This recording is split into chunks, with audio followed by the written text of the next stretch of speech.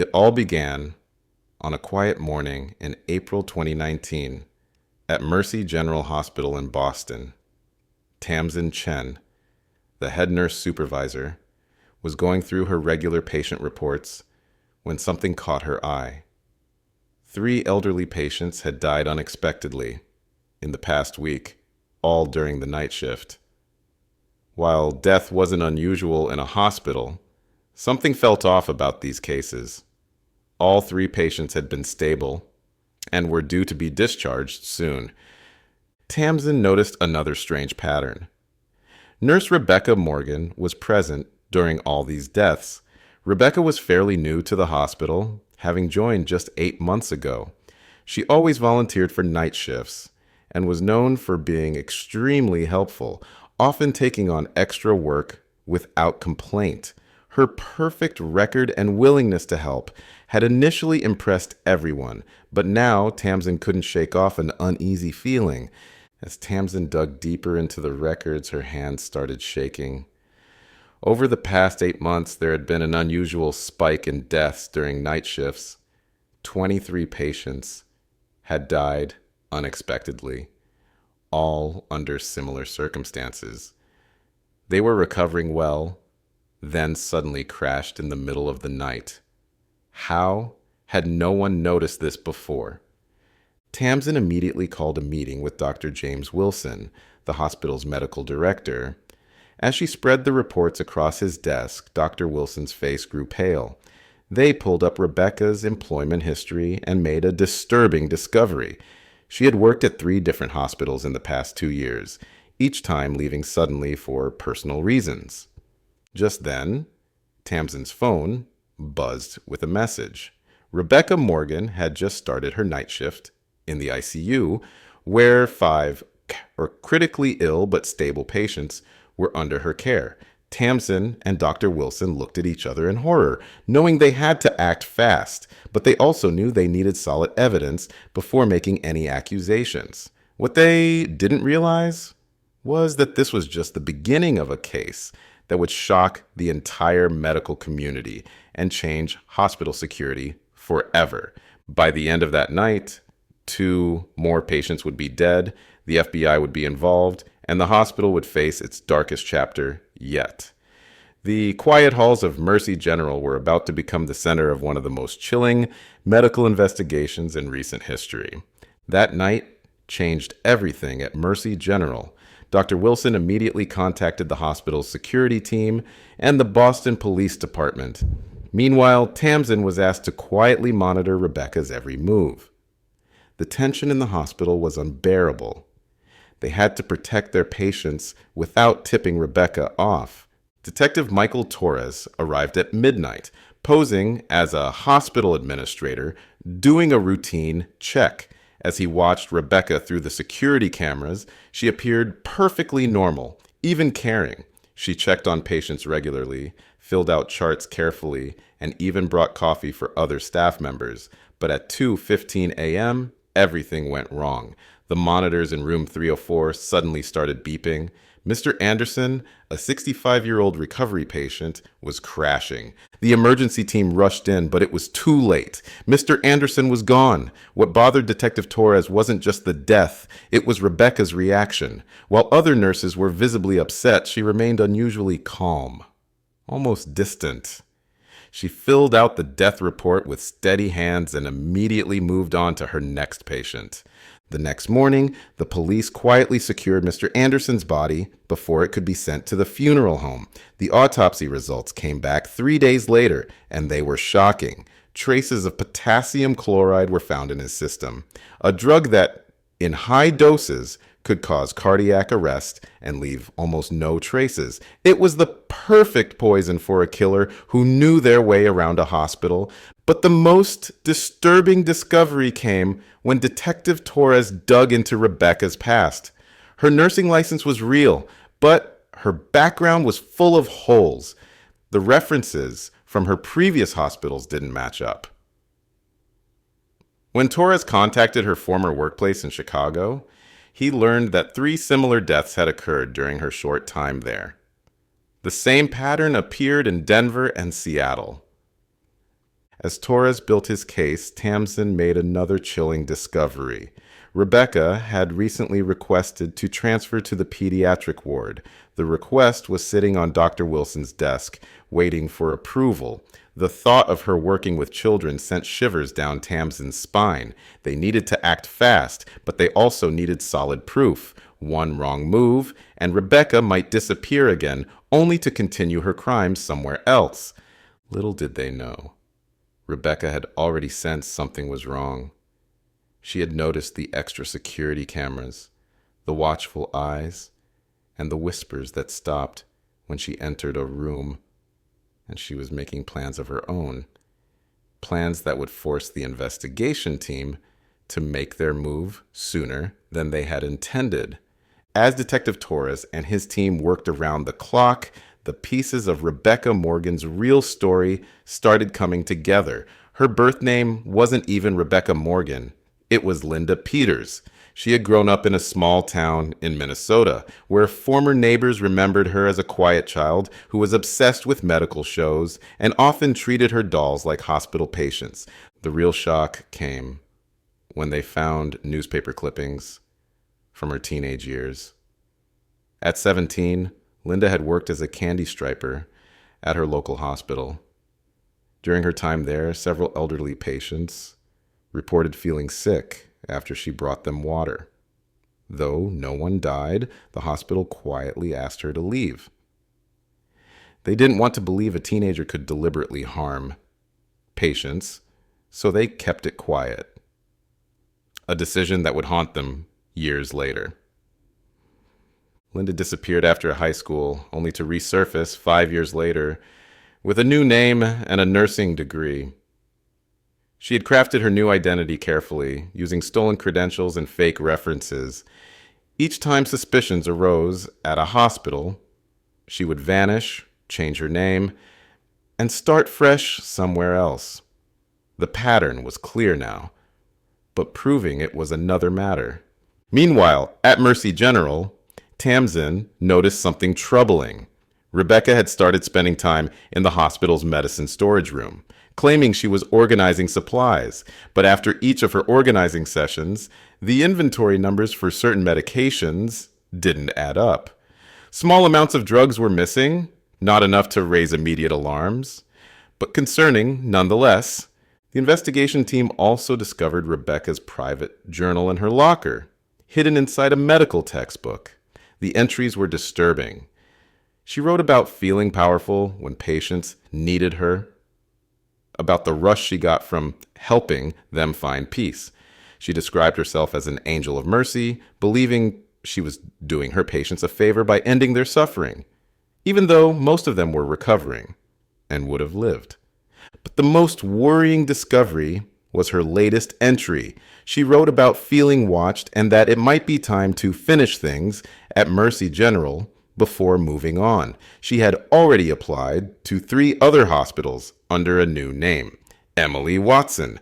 The FBI was called in immediately. Special Agent Lisa Martinez took charge of the case. She knew they were racing against time. If Rebecca realized she was under investigation, she might try to harm more patients before disappearing again.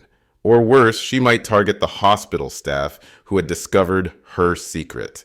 What they didn't know was that Rebecca had already chosen her next victim. And this time, she was planning something different, something that would force the FBI to make a difficult choice between catching her and saving a life. That Thursday evening, everything came to a head when Rebecca walked into the hospital with an unusually large handbag. Security cameras caught her heading straight to the ICU, where Amy Zhang, a 19-year-old car accident victim, was recovering. Amy was special. She was Dr. Wilson's niece, and her recovery had been making headlines in local news. Rebecca had chosen her target carefully. Just as Agent Martinez and her team were setting up surveillance in the hospital basement, a nurse rushed in. Rebecca had barricaded herself in Amy's room. She had all the blinds drawn, and through the door she announced she knew they were investigating her. She demanded a helicopter and safe passage, or she would make sure Amy found peace like the others. The next 4 hours were the longest in Mercy General's history. The FBI had the building surrounded, but they couldn't risk breaking in. Rebecca knew exactly where to place the IV lines to cause immediate damage. She was in control, and she knew it. While negotiators tried to talk to her, Agent Martinez discovered something crucial in Rebecca's journal, a pattern that could help them save Amy. Rebecca always followed the same ritual before killing her patients. She would sit with them for exactly 43 minutes, tell them stories about angels, and then administer the fatal dose. It was her way of feeling like a savior, rather than a killer. According to the security footage, she had entered Amy's room 28 minutes ago. Meanwhile, inside the room, Amy was awake and terrified, but showing incredible bravery. She kept Rebecca talking, asking about her past, pretending to understand her twisted logic. What Rebecca didn't know was that Amy was buying time and gathering information that would later become crucial evidence. Agent Martinez had a difficult decision to make. They could either wait for Rebecca to complete her ritual, hoping to catch her in the act but risking Amy's life, or they could break in now and possibly lose their chance to prove she was behind all the deaths. The clock was ticking, and in the security office, Tamsin remembered something important about the hospital's construction that would change everything. The old building had a secret that wasn't in any modern blueprints, a small maintenance shaft that led directly into the ICU rooms, hidden behind removable panels. It was a remnant from the hospital's early days, used during the polio epidemic to deliver supplies without entering rooms. If they could access it quietly enough, they might be able to surprise Rebecca before she could harm Amy. But as the FBI team crept through the dark, narrow shaft, nobody knew that Rebecca had one more surprise waiting, one that would make this night even more unforgettable than they imagined. As Agent Martinez crawled through the dusty maintenance shaft, she could hear Rebecca's voice through the thin wall. She was telling Amy about her first victim back in Chicago, a confession they desperately needed, now being recorded by the tiny microphone in Martinez's collar. But what they heard next sent chills down their spines. Rebecca wasn't working alone. She mentioned a name, Dr. Thomas Grant, a senior physician at Mercy General. She talked about how he had helped her get the job, faked her references, and even supplied her with untraceable medications. In the security room, Dr. Wilson gasped. Thomas had been his friend for 20 years and had actually recommended hiring Rebecca. Tamsin quickly pulled up Dr. Grant's hospital access records. The pattern was shocking. Every time Rebecca had accessed the medicine storage room, Dr. Grant had signed in just minutes before. They hadn't just hired a killer nurse. They had unknowingly welcomed an entire criminal operation into their hospital. Meanwhile, in Amy's room, Rebecca was growing more agitated. She kept checking her phone, waiting for a message. Through the wall, Martinez could see her pacing, still unaware that her every word was being recorded. Amy, despite her fear, kept asking clever questions, each answer revealing more about the deadly partnership between Rebecca and Dr. Grant. Suddenly, Rebecca's phone buzzed. Her face changed as she read the message. "It's time," she said to Amy. "Dr. Grant has the car ready at the back entrance. You're coming with us. Dead or alive, your choice." This wasn't just a hostage situation anymore. It was a planned escape. But Rebecca and Dr. Grant hadn't counted on Amy's quick thinking. As Rebecca turned to prepare the syringe, Amy pressed her emergency call button repeatedly in a pattern. 3 short, 3 long, 3 short. It was Morse code for SOS, something she had learned in summer camp. This simple action would prove to be Rebecca's undoing. The signal alerted the team to move immediately. Just as Rebecca raised the syringe, the wall panel behind her bed silently slid open. What happened next would be talked about in the FBI Training Academy for years to come. But no one expected Dr. Grant to be waiting in the hallway. ready to add another twist to this already complicated night. Unknown to everyone, including Rebecca, Dr. Grant had his own plans. His involvement in this deadly scheme was about to reveal a conspiracy much larger than anyone had imagined, one that stretched across multiple hospitals and involved more people than they thought possible. Just as Agent Martinez burst through the wall panel, Dr. Grant appeared at the door with 2 security guards. But these weren't real guards, they were his accomplices, wearing stolen uniforms. The room erupted into chaos. Rebecca spun around, surprised by Martinez's entrance, dropping the syringe. Amy rolled off the bed, pulling her IV pole down with a crash. What happened next shocked everyone. Dr. Grant pulled out a gun and pointed it. Not at the FBI agents, but at Rebecca. "You've become sloppy," he said coldly. "Too many deaths, too much attention. You've ruined everything we built." Rebecca's face turned white as she realized she had been just another pawn in his larger game. The truth began to unfold. Dr. Grant wasn't just helping Rebecca. He was the mastermind behind a complex insurance fraud scheme. He had been placing angels of mercy, like Rebecca, in hospitals across the country for years. Each patient's death resulted in massive insurance payouts through fake policies he had set up. Rebecca was just his latest puppet, and now she had become a liability. But Dr. Grant had underestimated the FBI's preparation. While everyone's attention was focused on Rebecca, Tamsin had been digging through the years of insurance records. She discovered that every patient who died had recently had their insurance policies changed, listing shell companies owned by Dr. Grant as beneficiaries. The evidence was overwhelming. In the ICU room, Rebecca's face changed from fear to rage as she realized how she'd been used. "You promised we were helping them," she screamed at Dr. Grant. "You said we were giving them peace." In her anger, she lunged at him, knocking the gun from his hand. The fake guards moved to intervene, but Agent Martinez's backup team burst in through the door at that exact moment. During the struggle, Amy managed to grab Dr. Grant's dropped phone. On it, she found a list, names of other nurses like Rebecca, currently working in different hospitals across the country. The conspiracy was bigger than anyone had imagined. There weren't just 18 victims at Mercy General. There were potentially hundreds across the nation. As handcuffs clicked around Dr. Grant's wrists, he smiled mysteriously. "You think this ends with me?" he asked. "There are others, more powerful people. This is just the beginning." His words would prove prophetic in ways that would haunt the investigation team for months to come. Meanwhile, in Dr. Grant's office, Tamsin made another disturbing discovery. Hidden behind a false wall, she found files detailing a nationwide network of corrupt doctors, nurses, and insurance executives. But most disturbing was a list of future targets, including several children's hospitals. The nightmare was far from over. As dawn broke over Mercy General, the FBI's cybercrime unit arrived. Dr. Grant's phone and computer revealed a dark web of corruption that stretched far beyond Boston. His encrypted files showed connections to 5 major insurance companies and 15 hospitals across the country.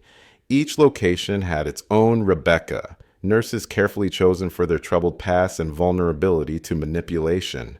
Tamsin and Agent Martinez worked through the night, matching staff records with suspicious death patterns. They identified 7 more nurses like Rebecca, all currently working in different hospitals. Each had a similar story. Isolated, eager to please, and hand-picked by Dr. Grant during their lowest moments. He had found them when they were struggling with debt, family problems, or professional issues, offering them a chance to help patients while making extra money. But the most chilling discovery came from Rebecca herself. After realizing how Dr. Grant had manipulated her, she started talking. She revealed weekly meetings in a small coffee shop where Dr. Grant would introduce her to men in expensive suits, insurance executives who were part of the scheme. They called themselves the Mercy Foundation, claiming to help families with medical debt while actually profiting from patient deaths. Meanwhile, Amy's recorded conversation with Rebecca proved invaluable. During those tense moments in the ICU, Rebecca had unknowingly revealed names, dates, and locations of other meetings. The FBI now had enough information to launch simultaneous raids across 3 states, but they had to move fast. Dr. Grant's arrest would soon make news, and his partners would try to destroy evidence. In Chicago, agents found another nurse, Karen Miller, about to start her night shift at Children's Memorial Hospital. Like Rebecca, she had a list of targeted patients. In Denver, they stopped Michael Torres. No relation to Detective Torres, just as he was entering a nursing home with a bag full of modified medications.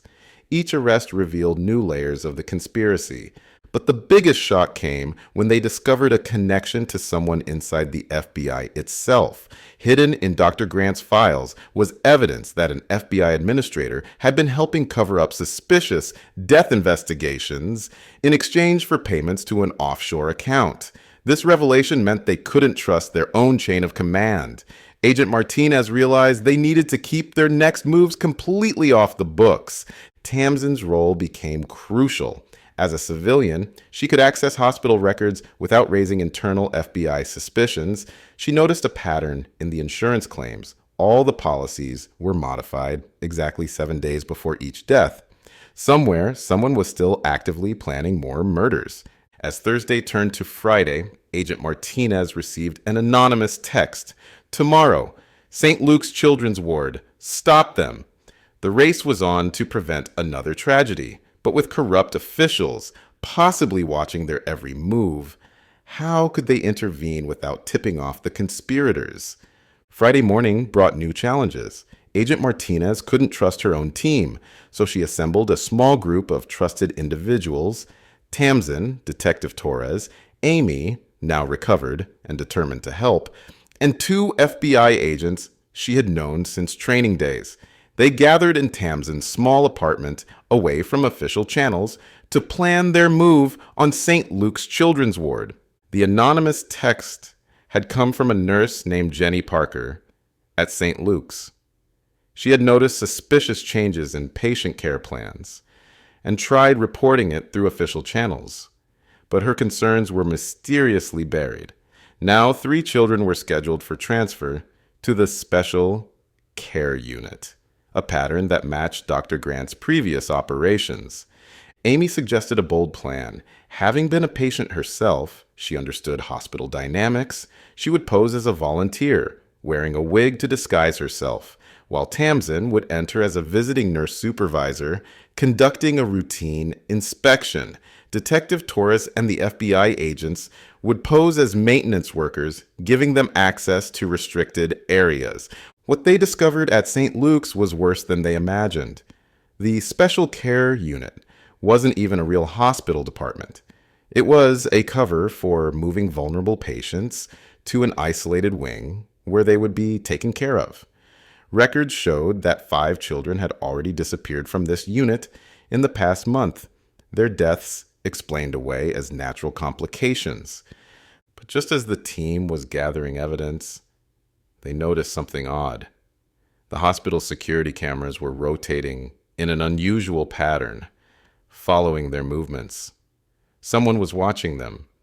In the security office, they found an empty chair and a still warm coffee cup. Whoever was monitoring them had just left in a hurry. Then Tamsin's phone buzzed. It was a photo of her sister at work, taken just minutes ago, with a simple message: "Walk away now." The conspiracy wasn't just threatening them, they were targeting their families. But instead of frightening the team into retreat, this only strengthened their resolve. Amy, monitoring the hospital's computer system, noticed urgent emails being deleted in real time. Someone was erasing evidence as they watched, but they hadn't counted on her computer skills. She had been secretly backing up everything to a secure server. Each deleted file was another piece of evidence showing how deep the corruption went. Then Jenny Parker, the nurse who had texted them, came running down the hall. "They're moving the children now," she whispered. "Through the old service elevator. They're not waiting for tonight." The team had minutes to act, but they knew this might be a trap. The corrupt FBI official would expect them to rush in. They needed a smarter approach. What happened next would rely on perfect timing, quick thinking, and a risky gamble with the lives of 3 innocent children hanging in the balance. And somewhere in the hospital, the FBI mole was watching, ready to turn their rescue mission into a deadly confrontation. While everyone's attention was focused on the service elevator, Tamsin remembered something crucial from her years of hospital work. Every children's ward had security cameras that recorded continuously, not to the hospital's main system, but to a separate backup drive. It was a safety measure required by law, and these recordings couldn't be erased remotely. Amy quickly found the backup system hidden in a supply closet. The footage showed something unexpected. The children hadn't been moved at all. It was a diversion. The real plan was happening in plain sight. A new doctor, who had started work just yesterday, was quietly changing medication orders in the children's charts. His name was Dr. James Collins, but when Amy ran his ID photo through a facial recognition app, it matched a different name from Dr. Grant's files, Robert Hayes, another key player in their network. Meanwhile, Detective Torres noticed unusual activity in the hospital parking lot. Several unmarked vans had arrived, positioning themselves near all emergency exits. They were being surrounded. The corrupt FBI official wasn't just watching. They were preparing to trap the entire team. Then Jenny Parker made a startling confession. She hadn't sent the anonymous text. She had no idea who did. This revelation sent chills through the team. Had they walked into an elaborate setup? But they couldn't leave now, not with 3 children's lives at stake. Tamsin checked the medication orders Dr. Collins had changed. The new prescriptions looked normal at first glance, but she spotted a deadly combination. When given together, these medicines would cause a gradual shutdown of vital organs, appearing like natural complications from the children's existing conditions. Amy came up with a daring plan. Using her computer skills, she hacked into the hospital's emergency system. At her signal, they would trigger a code black, a suspected terrorist threat. This would force an evacuation, moving all patients to nearby hospitals according to standard protocol. The children would be safe, and the conspirators' plan would be ruined. But just as they were about to act, Martinez's phone rang. The caller ID showed her FBI supervisor, the last person she wanted to hear from. The voice on the other end was calm but threatening. "I can see you, Lisa. Think about your daughter at college in Boston. Is this really worth it?" What the corrupt official didn't know was that this call was exactly what Martinez had been waiting for. Every FBI phone call was recorded, and this threat would expose them. But they had to move fast. They had maybe 10 minutes before the vans outside would close in. This moment would test not just their courage, but their trust in each other. One of them would have to stay behind as bait, while the others executed Amy's plan. The question was, who would volunteer for what might be a suicide mission? In that crucial moment, it was Amy who stepped forward to stay behind. "I've been a patient here," she said. "I can blend in better than anyone." Before anyone could argue, she had already changed into a patient gown and walked slowly toward her old room, appearing weak and dragging an IV pole. Her performance was convincing. She had lived this role just days ago. Tamsin and Martinez split up to put their plan in motion. Tamsin headed to the pharmacy to secure the medication cart before Dr. Collins could access it, while Martinez made her way to the security office. Detective Torres positioned himself near the suspicious vans, pretending to smoke while photographing license plates and faces.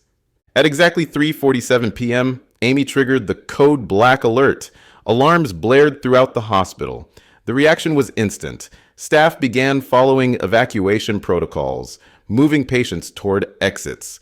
But Dr. Collins didn't follow procedure. Instead, he rushed toward the pharmacy, exactly as they'd predicted. What happened next revealed the true mastermind. As chaos erupted, a familiar face appeared in the hallway. Carol Stevens, the hospital's chief of medicine. She had been at every board meeting about the suspicious deaths, always steering investigations away from the truth. Now she was hurrying toward Dr. Collins, clutching a file of papers. But Carol hadn't noticed Jenny Parker following her with a phone camera, streaming everything to Amy's secure server. Every word of their panicked conversation was being recorded. "The plan's ruined," Carol hissed at Collins. "We need to get rid of everything before they evacuate." Meanwhile, the vans outside started moving. Martinez watched through security cameras as armed men in FBI jackets emerged. But something was off about their movements. They weren't following standard FBI protocols. They were mercenaries, hired to look like federal agents. Then Amy's phone lit up with a new anonymous text. "Check the children's autopsy reports from last month. Page 3. She forwarded it to Tamsin, who was still in the pharmacy. Tamsin quickly accessed the hospital records and discovered something shocking. The previous victim's tissue samples had been stored in the hospital lab, evidence that could prove every murder. The team had minutes to secure both the tissue samples and Carol's files before the fake FBI team reached them.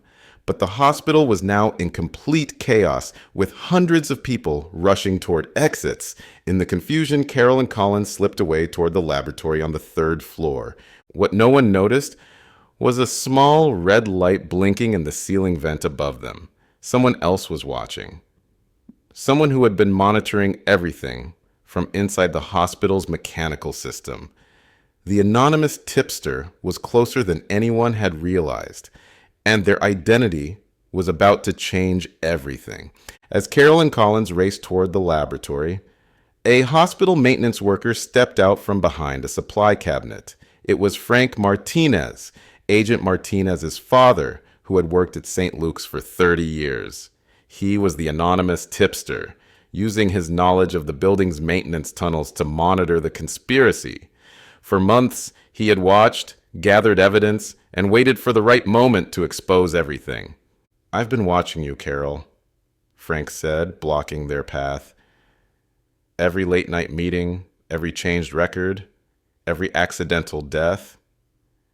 His phone had been recording through the ventilation system for months, capturing countless conversations about their schemes.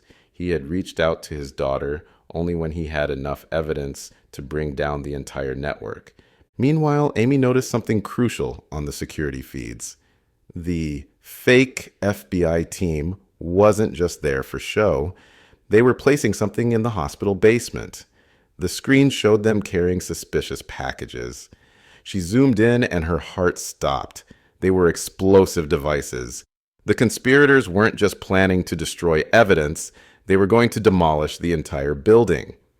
Tamsin, still in the pharmacy, heard footsteps approaching. She hid behind a shelf, just as Dr. Collins burst in, frantically searching for something. He pulled out a small black notebook from behind a loose ceiling tile. A record of every murder, every payment, every participant in their deadly scheme. But as he turned to leave, he found himself face to face with Detective Torres. On the 3rd floor, Carol had pulled out a gun, aiming it at Frank. "You don't understand," she said, her hands shaking. "We were helping families who couldn't afford treatment. The insurance money helped other patients." But Frank wasn't alone. From the maintenance tunnels emerged 3 more workers, all wearing body cameras. They had been his eyes and ears throughout the hospital, recording everything. Agent Martinez, monitoring everything through security feeds, suddenly noticed a timer counting down on one of the basement cameras.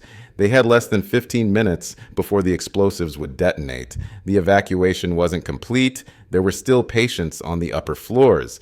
Then Amy made a horrifying discovery. The children's ward evacuation route had been deliberately blocked. Carol's plan wasn't just to destroy evidence. She was trying to eliminate witnesses, including the young patients who might remember too much. The team now faced an impossible choice: catch the conspirators or save the children. But Frank Martinez had one final surprise. During his years of maintenance work, he had discovered something about St. Luke's that wasn't on any blueprint. a forgotten underground tunnel from the hospital's early days, leading directly to the adjacent building. It was their only chance to save everyone before time ran out. The digital clock on Amy's screen showed 14:23 and counting down. Through the old maintenance tunnels, Frank led Tamsin and Detective Torres toward the children's ward.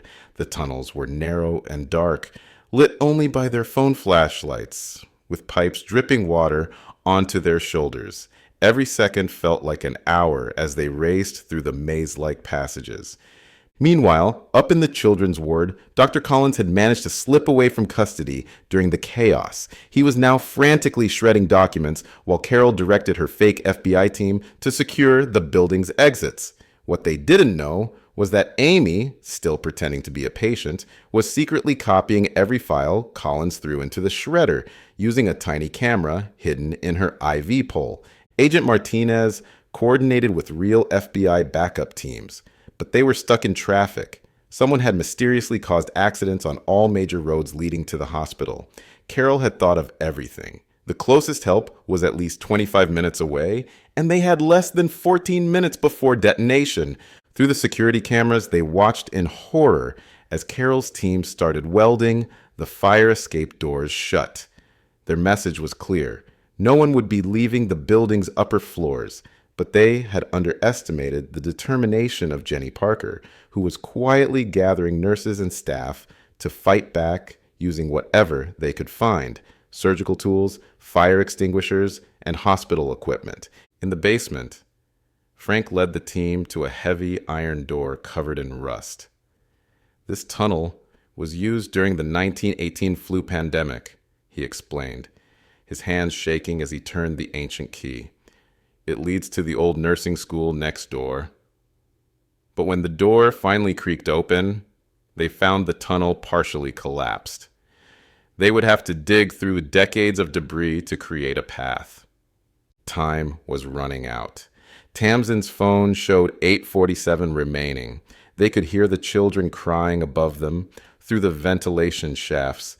Then Amy's voice crackled through their radios with shocking news. She had decoded more of Collins's shredded documents. This wasn't just about insurance money anymore. Carol and her team were working for someone much bigger, a pharmaceutical company, testing illegal drugs on terminal patients. The children weren't random targets. They had been carefully selected for unauthorized drug trials. Their deaths would have hidden the evidence of these illegal experiments forever. The explosion wasn't just to destroy records, it was to eliminate an entire testing site. But just as despair started to set in, they heard something incredible through the walls: singing. The nurses in the children's ward, led by Jenny, had started singing lullabies to keep the children calm while creating a distraction. Behind the songs, they were quietly breaking through the walls using hospital equipment, following Frank's directions to reach the tunnel. With less than 5 minutes left, they faced an impossible situation. The tunnel wasn't fully cleared, armed men guarded the exits, and somewhere above them, Carol was preparing for her final act of desperation. What no one realized was that the oldest patient in the children's ward, a 12-year-old girl named Lucy, had been watching everything through her window, and she was about to change the game completely. With just 4 minutes left, Lucy revealed her secret. Her mother was a structural engineer who had recently surveyed the hospital building. During her stay, Lucy had memorized the blueprints her mother often studied beside her bed. She knew something nobody else did. There was a laundry chute system behind her room's wall that connected directly to the basement, large enough for children to slide down safely. As Jenny and the nurses created a distraction with their singing, Lucy helped guide the children one by one into the chute. Tamsin and Detective Torres positioned themselves at the bottom, catching each child and quickly moving them into the partially cleared tunnel. The smallest ones went first, wrapped in blankets to protect them during the descent. Meanwhile, Amy had finally gathered enough evidence from the shredded documents to expose everything. The pharmaceutical company was Horizon Medical Research, and its CEO was none other than Carol's brother. The entire operation, the murders, the insurance fraud, the drug testing, was meant to fast-track a new experimental drug worth billions. With 2 minutes remaining, Carol realized her plan was falling apart. Security cameras showed her rushing to the basement, presumably to trigger the explosives early, but she found an unexpected sight. Agent Martinez's father, Frank, standing calmly near the detonator. "I've been maintaining this building for 30 years, he said quietly. "Did you really think I wouldn't find your bombs?" The fake FBI team, realizing they'd been set up, started abandoning their posts. But as they rushed to their vans, they found themselves surrounded by real FBI agents who had arrived through a back route that even Carol didn't know about, an old railway tunnel that Frank had told them about. In the final minute, as Carol tried to make her escape, she ran straight into Jenny Parker and her team of nurses, armed with medical equipment and years of pent-up anger about the patients they'd lost. The same hands that had spent years caring for patients now served justice. The bombs were defused with just 22 seconds left. Every child was saved. The evidence was secured. But the most powerful moment came hours later when the rescued children testified about the mysterious special medicines they had been given. Their testimony, combined with Amy's documented evidence and Frank's recordings, exposed a conspiracy that would shake the medical industry to its core. 1 year later, Mercy General and St. Luke's had new leadership and strict oversight. Tamsin Chen became the hospital's chief of safety, implementing revolutionary patient protection systems. Agent Martinez led a new FBI task force specifically investigating medical crimes. Amy started a support group for survivors of medical abuse, with Jenny Parker as her primary coordinator. And Lucy, the young girl whose knowledge had saved so many lives, received a full scholarship to study hospital architecture, determined to design safer hospitals for future generations. Her first project, redesigning the very building where this story began, ensuring that no dark secrets could ever hide within its walls again.